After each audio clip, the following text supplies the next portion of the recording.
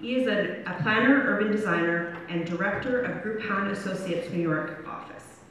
Holding both a Master of Urban Planning from Seoul National University and a Master of Landscape Architecture from the University of Toronto, Yi's work has spanned from Kuala Lumpur riverfront to the greatest grid of Manhattan.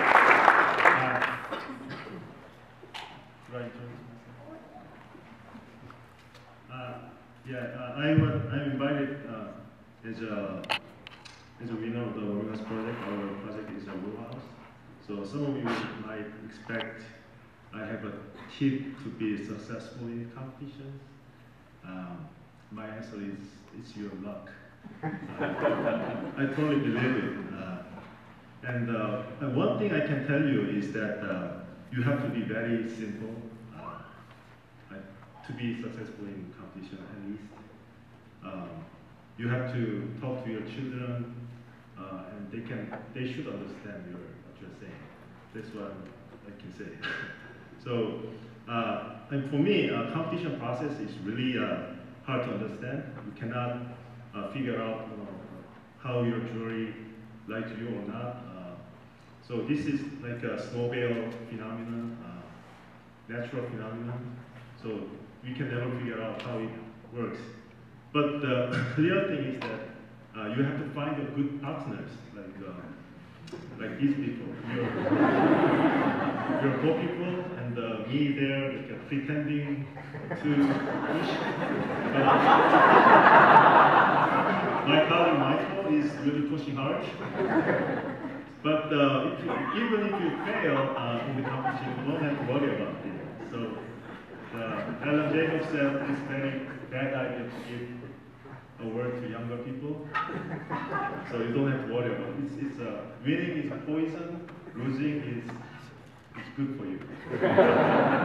So what I want to talk tonight is that why I'm not interested in park design. I'm a landscape architect and an urban planner, trained urban planner in Korea.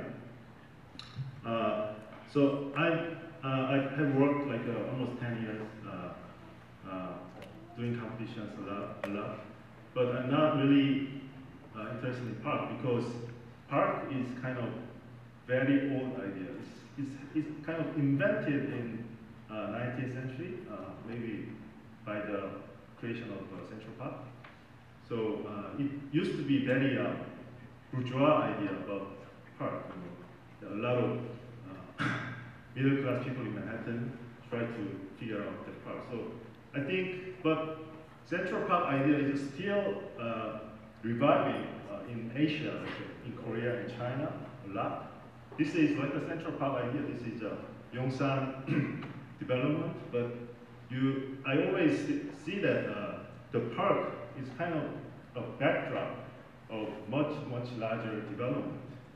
So that development always have conflict. So landscape architects usually see only parks, beautiful, enjoyable, something, but behind that is a kind of, there's a lot of, conflict, sorrow, death, even death. 4 people died for this project. So I want to say, we have to see the kind of socio-economic context behind the park. And this is a winning project by Westate for Yongsan Park in the middle of the Seoul, which is much bigger than Central Park. And it's beautiful, but it is kind of sad. We had to see those kind of parks in the middle of the city. And this is another example, Cheonggyecheon. You may have heard of it. It is exceptionally successful, and a lot of landscape architects, even urban planners, applaud to this project. But he in the middle, the guy in the middle, who was mayor of the Seoul city, became president basically by this project. But at the same time, there are almost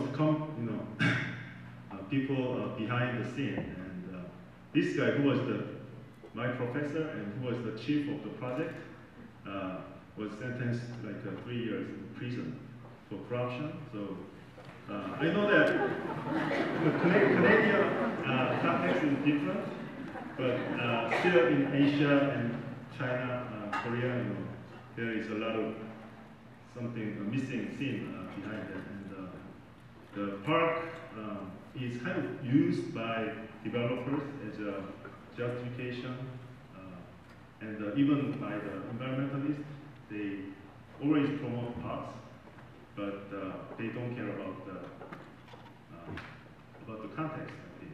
So we, as architects, we always try to make a beautiful landscape and city, like even Adolf Hitler's.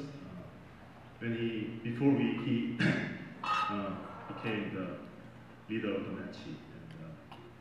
And I am most interested in the use of land, actually, the best use.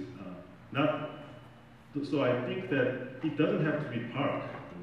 So like Fresh Kills, our entry to Lagi NYC competition this year, or this is Chicago's O'Hare Airport, which is 10 times bigger than Central Park. So how we manage this enormous amount of land to the best way for the most people is my interest. And he is my my role model. He's a CEO of a Jappos.